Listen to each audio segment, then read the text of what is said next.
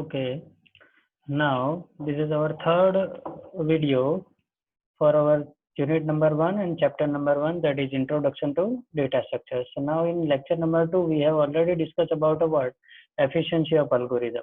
So now when you want to check the efficiency of algorithm, we are having two parameters. One is time and space. So based on these two parameters, time and space, we are going to identify that either this particular algorithm is better or not. So now generally we are using the concept of what? Time complexity. Now time complexity is what?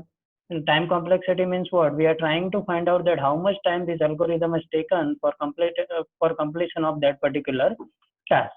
So now based on that we have to check the time. So now we are having one technique like frequency count that we have already discussed in a lecture number 2, correct? That frequency count that we have already discussed in our video of lecture 2. Now here we are going to take one more example. So before that you should know what exactly the frequency count is. So frequency count, that is nothing but it is what? It is a count that denotes that how many times a particular statement is executed, correct? So now obviously when we are having any algorithms that having number of statements, and if you will identify that how many times each statement is executed, once you are able to find it out of then make the summation of all the times, and that will be the time required to execute that particular algorithm. Okay, so now we have already discussed one example in earlier video, that was simple for loop. Now here we are trying to take one more complex example like nested for loops. So now to understand this example, you must know how the nested for loop will work. Now nested for loop means what? A for loop within a what? For loop, correct? So now if you will observe this example, initially our first statement is what? Integer a equal to what? 0. This is one simple initialization and assigning a value to a particular variable. So obviously this statement will execute only one time. Now here you will see we are having a two for loop in our example. If you will observe the first for loop is similar that which we have already discussed in a second lecture. In that example was only the one for loop. Here we are having a what? Nested for loop. So now the outer for loop, that is what? For I equal to 1, I less or equal to n, I plus plus.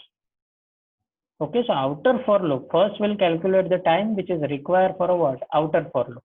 So obviously now this I equal to 1, that is what? Initialization. So obviously this initialization will be always what? One time. So obviously it will execute one time.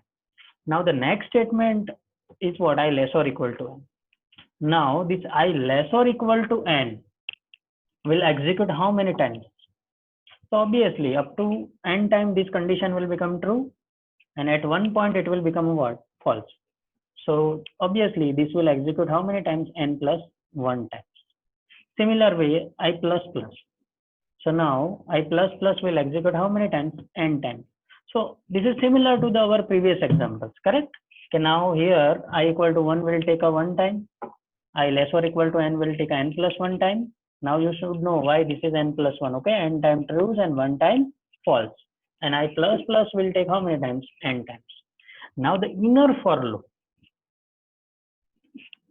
that is what? J equal to 1, j less or equal to n,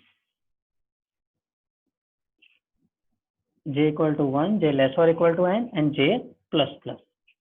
So now these for loop is totally depends on outer for loop.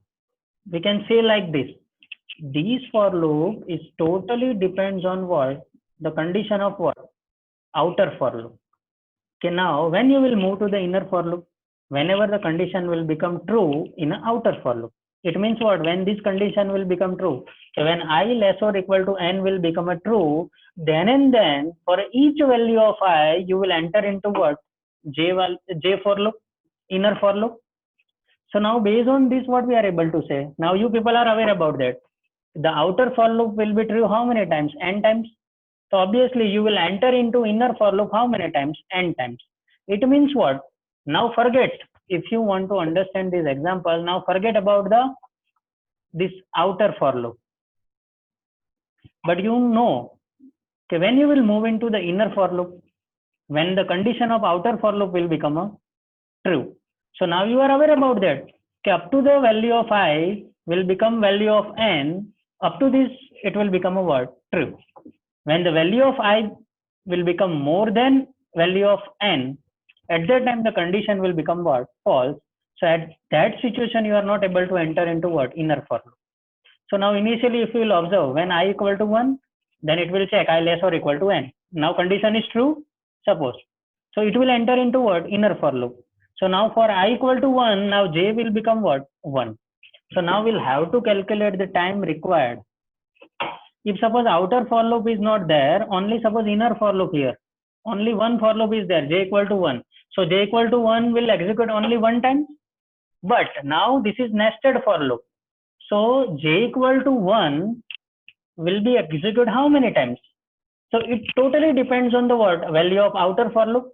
Okay, when the value of outer for loop condition value will become a true, so at that much amount of time that j will become a what? 1.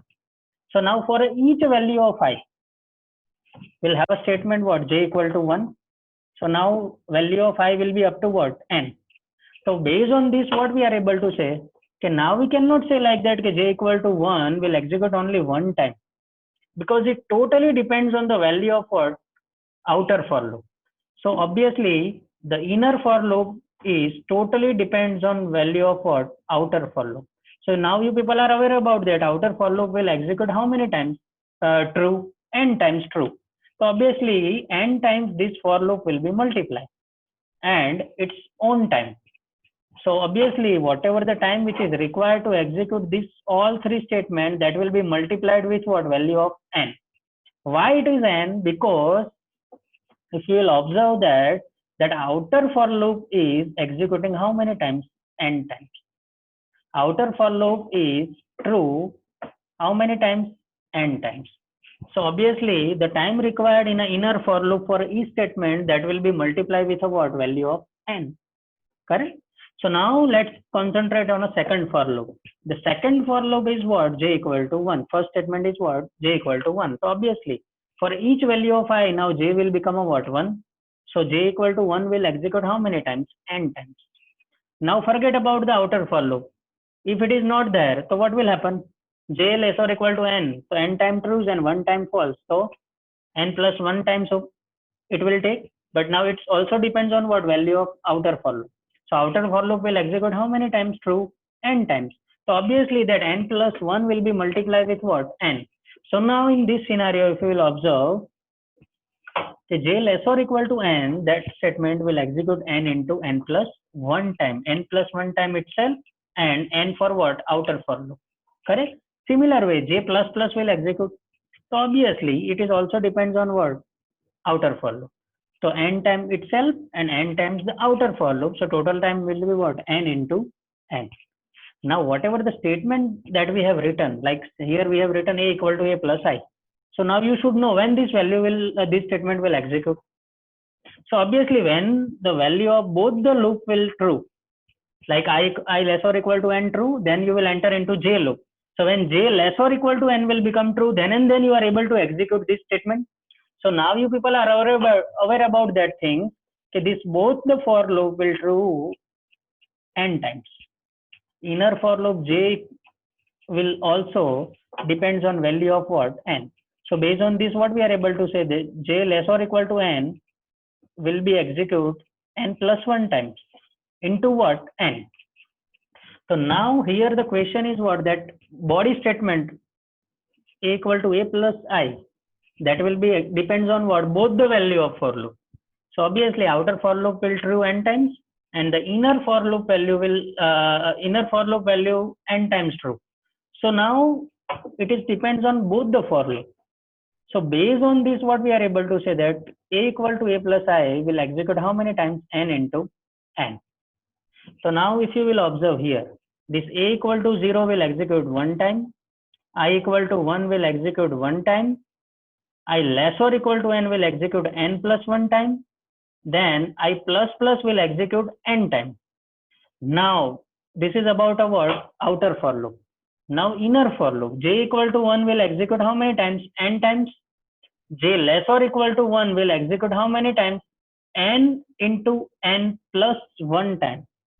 Okay, now see here what we are trying to do. We are multiplying a value of a time which require for an inner for loop with the value of time required in a outer for loop. So now for j less or equal to n, it will take what? N into n plus 1. Now for j plus plus, obviously it will be what? N itself, and n for what? Outer for loop. So that time will be what? N into n. Now, then after we are having one statement, a equal to what? A plus I.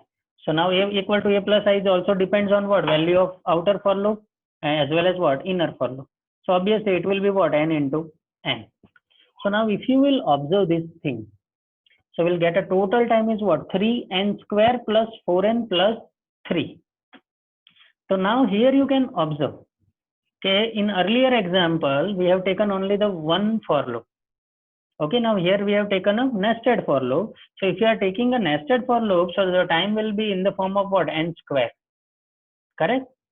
Here the time is in the form of what? N square. So when we are having a concept of nested for loop, so obviously your time will be in the form of what? Power square. Okay. In earlier example, the time was in the form of what? Only the linear form. It depends on only the value of what? N. Here the time is depends on what? N square. Correct? So obviously here we are having a concept of what? Nested for loop. Similar way, you can work with any kind of example and you can calculate the time required for each statement. Now let's take one more example. Okay, simple. This is very simple. Like say first statement is what? I equal to 1. So it will be executed how many times? Only 1 times. Okay. Now next, while I less or equal to n. Okay, now here we have taken the example of while loop.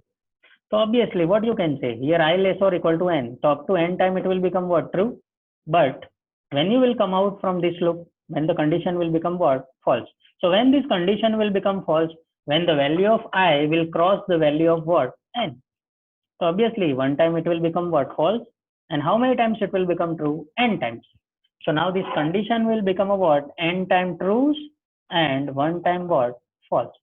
So obviously similar condition was in the case of what? For loop. So in that statement would execute how many times? N plus 1 times. Okay. Now in a body of the while loop, we are having two statements. One is x equal to x plus 1 and another statement is what? I equal to I plus 1. So obviously when you will enter into the body of the loop, when the condition will become true. So the condition will become how many times true? N times true. Correct? Because the value of I is also depends on what? Value of n. So obviously you will enter into the body of the loop how many times? N times. So obviously based on this, what we are able to say, okay, whatever the number of statements that we are having in body of the while loop that will be executed, it is totally depends on the how many times the condition will become a true. Because if condition will become false, then you are not able to enter into what? Body of the loop. So now these two statements, x equal to x plus 1 and I equal to what? I plus 1. Both are depends on that condition and that condition become how many times true? N times. So based on this, what we are able to say that x equal to x plus 1, that will be executed n times and I equal to I plus 1 will execute how many times? N times. Okay. So now if you will make the summation, like I equal to 1 will execute how many times? 1 time. Similar way, I less or equal to n will execute how many times? N plus 1 time.